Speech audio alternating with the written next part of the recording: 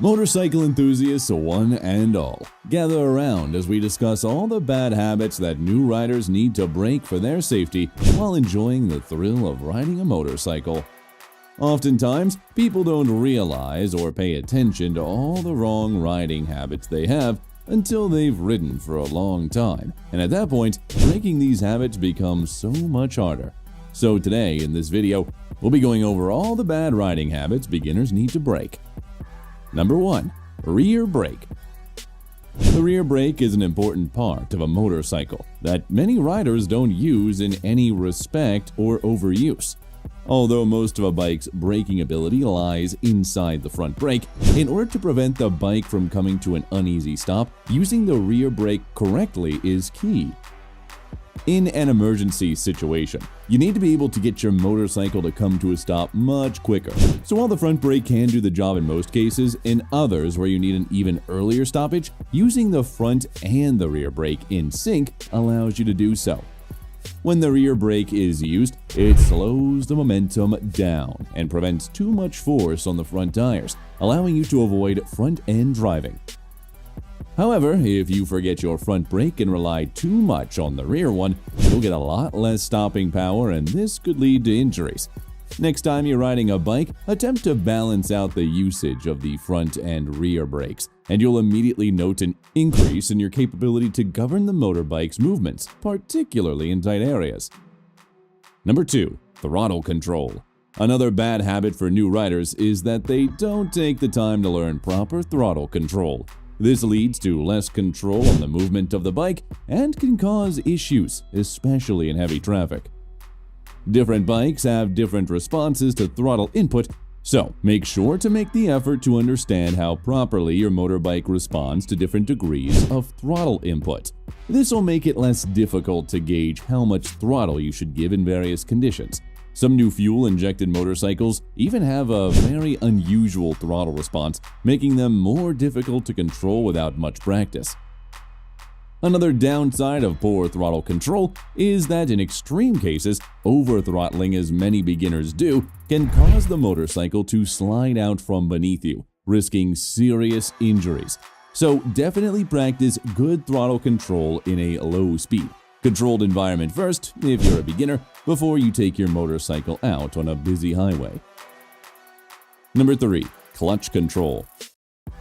While talking about throttle control, it's necessary to talk about clutch control too, as many new riders have difficulty with it. Oftentimes, this comes down to bad habits that beginners constantly have, including mindlessly leaving the clutch partially engaged, not fully engaging the clutch, coasting with the clutch pulled in, etc. The clutch is very important to make slow adjustments for a much smoother riding experience. For new riders, the main issue lies with an unfamiliarity of how much the clutch needs to be pulled in or left out, depending on the situation. If the clutch is pulled too in, there will be no force on the front end of the bike and it'll stop moving, and if it's too far out, the bike might stall or move forward too quickly. The only way to fully master clutch control is through practice. Another issue with poor clutch control is that the clutch plays a big role in shifting gears. In order to change gears, the clutch needs to be fully pulled in, or the bike will change gears roughly or just not change at all. Leaving the clutch partially engaged also leads to unnecessary wear on the clutch, and if excessive, it leads to an untimely replacement of the clutch gears, which can be expensive. So, in order to avoid unnecessary repairs, keep your bike maintained and take the time to fully master clutch control. Number 4. Target fixation. Now, let's discuss the issue of target fixation. This occurs when you focus so much on something that you end up riding directly into it. It's a common problem among beginners and can cause dangerous situations. Your brain evidently moves your bike in the direction of something you're looking at, which can be very dangerous while riding at high speeds. To avoid this, always look where you need to go, not at the things you need to keep away from. Your bike follows your line of sight, so focus on your intended path. Use your peripheral vision to keep an eye on your surroundings and practice looking through turns. By moving your gaze to the exit of a turn rather than the curve itself, you'll steer extra appropriately and smoothly. Remember, your eyes lead and your bike follows. With practice, this technique becomes second nature, helping you navigate more safely and effectively. By breaking the habit of target fixation, you'll be better prepared to react to hazards and maintain control of your motorcycle. Number 5. Counter-steering. Counter-steering is one of the most critical techniques for effective motorcycle handling, especially at higher speeds. Beginners often struggle with this concept, but it's essential for safe cornering. Understanding and mastering counter-steering can significantly improve your control and confidence on the road. To initiate a turn, push the handlebar in the direction you want to go.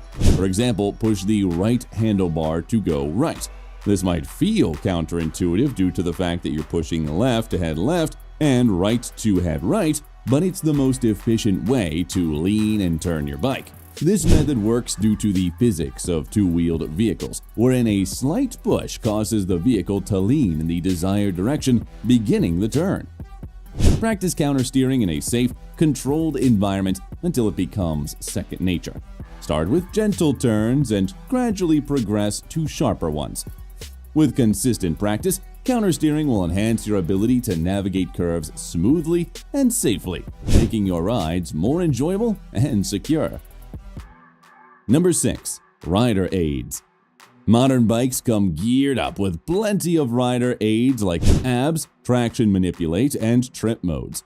These technologies are extremely good for boosting safety and overall performance, particularly in difficult situations.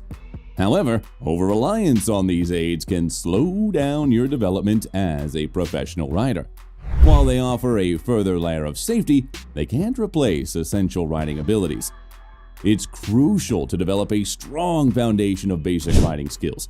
Understanding how to handle your bike without relying on rider aids ensures that you're prepared for any situation. For instance, ABS helps prevent wheel lockup during hard braking, but you should also know how to modulate your brakes effectively without it. Traction control manages wheel slip, but learning throttle control can achieve similar results naturally. Practice riding in different conditions and scenarios with minimal reliance on these aids. This helps you develop a better feel for your motorcycle's behavior and improves your overall control. Rider aids are there to enhance your protection, but they must be used as a supplement, not a crutch. By building good riding skills, you'll be better prepared to handle your motorcycle competently, irrespective of the technology at your disposal. Remember, technology can fail. However, your skills will constantly be there. Use rider aids to complement your abilities, not to replace them. Developing this balance will make you a more versatile and ready rider. Number 7. Proper gear. Finally, never underestimate the importance of proper riding gear. Riding without the right gear not only increases the risk of injury in the event of an accident, but also impacts your comfort and control while riding. Always wear a DOT or ECE approved helmet, gloves, a riding jacket with armor, riding pants, and sturdy boots. Each piece of gear serves a purpose, protecting you from impacts, abrasions, and the elements. Investing in quality gear is investing in your safety. That's it for this video. Hope you all understood every single bad riding habit mentioned in the video. If you found this video helpful, make sure to like, subscribe, and comment below. See you all in the next one. Stay safe and happy riding!